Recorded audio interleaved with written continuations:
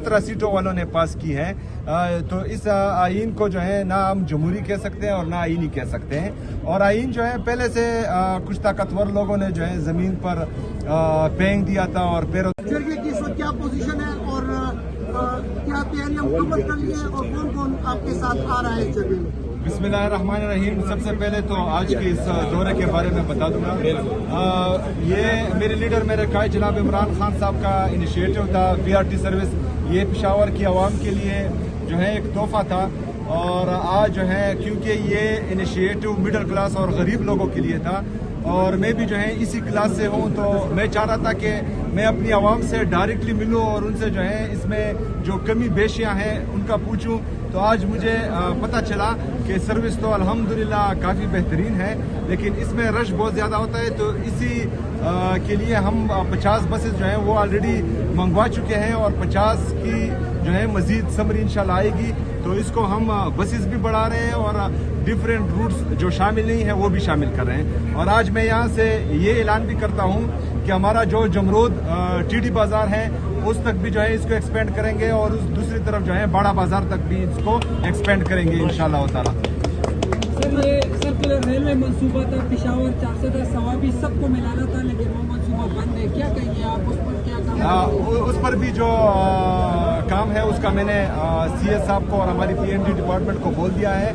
हमारा दूसरा ट्रैक था जो तुरखम की तरफ जाता है उसका भी मैंने बोल दिया है। चूँकि रेलवे फेडरल डिपार्टमेंट है तो उसमें कुछ पेचीदगियाँ हैं, तो इंशाल्लाह ताला पूरी तमाम काम के बाद कार्रवाई के बाद जो है मैं अपने लोगों को आगाह करूँगा इंशाल्लाह। तरमीम पर क्या कहेंगे? आजकल बहुत गर्म है बहस।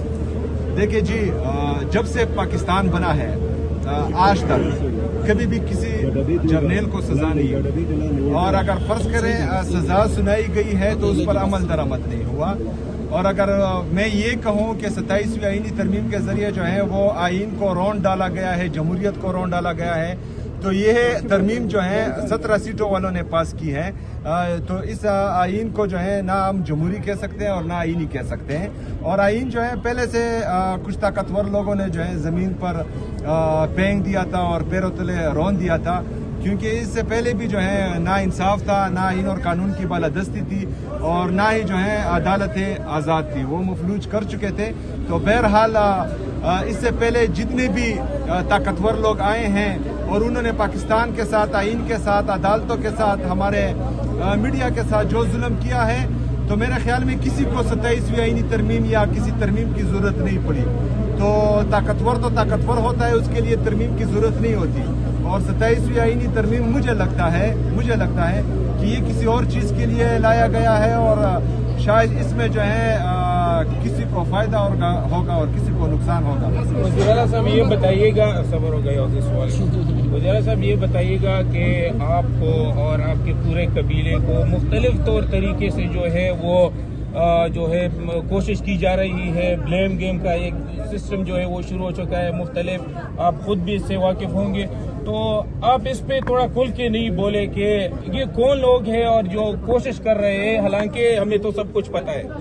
अच्छा, जिस तरह मैं बार बार कह चुका हूँ कि जब से मेरा नाम मेरे लीडर मेरे कायद जनाब इमरान खान साहब ने अनाउंस किया है तो कुछ लोग मुसलसल एक्टिव है, मेरी किरदार कुशी कर रहे हैं। और हमारे जो कबायली अवाम है, ये पाकिस्तान की तारीख का मैं पहले वज़ीर आला हूँ जो कबायली इलाका जात से हूँ, तो मेरे ख्याल में ये उनकी तौहीन बार बार हो रही है।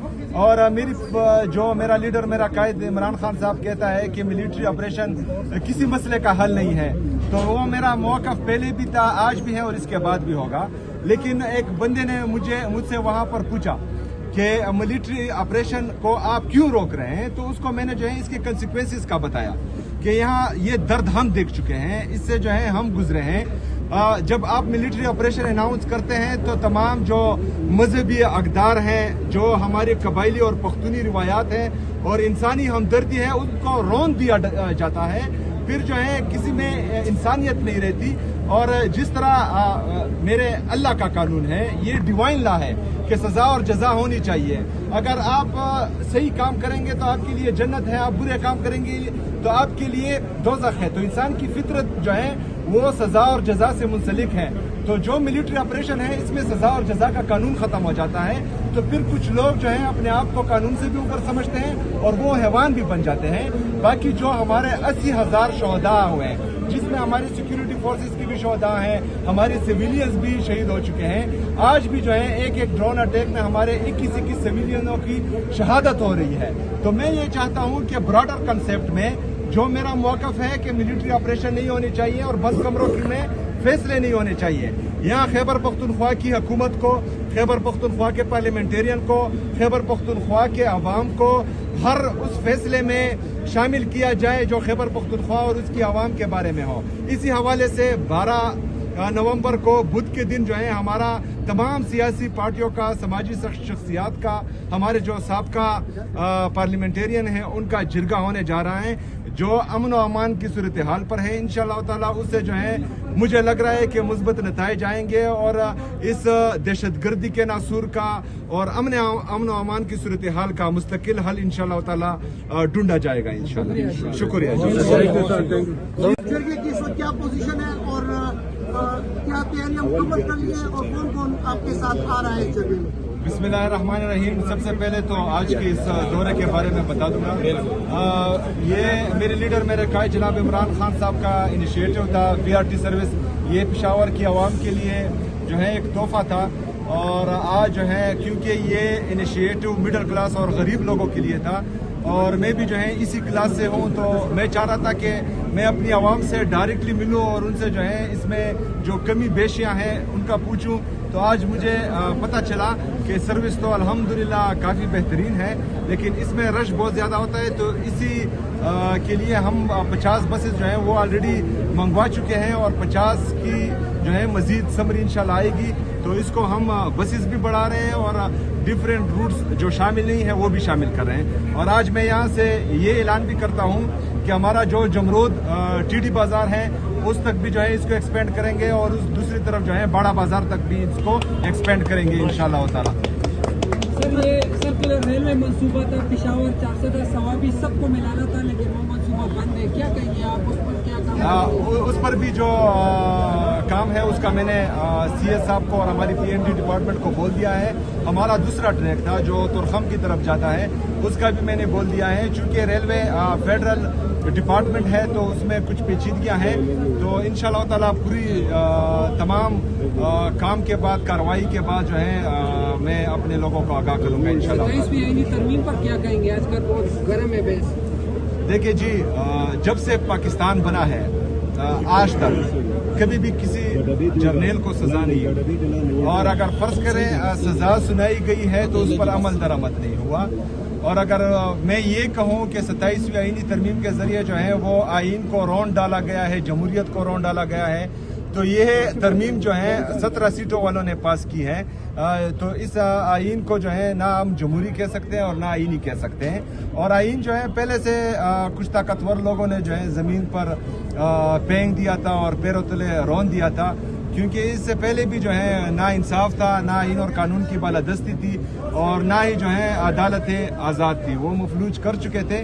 تو بہرحال اس سے پہلے جتنے بھی طاقتور لوگ آئے ہیں اور انہوں نے پاکستان کے ساتھ، آئین کے ساتھ، عدالتوں کے ساتھ، ہمارے میڈیا کے ساتھ جو ظلم کیا ہے، تو میرے خیال میں کسی کو 27ویں آئینی ترمیم یا کسی ترمیم کی ضرورت نہیں پڑی۔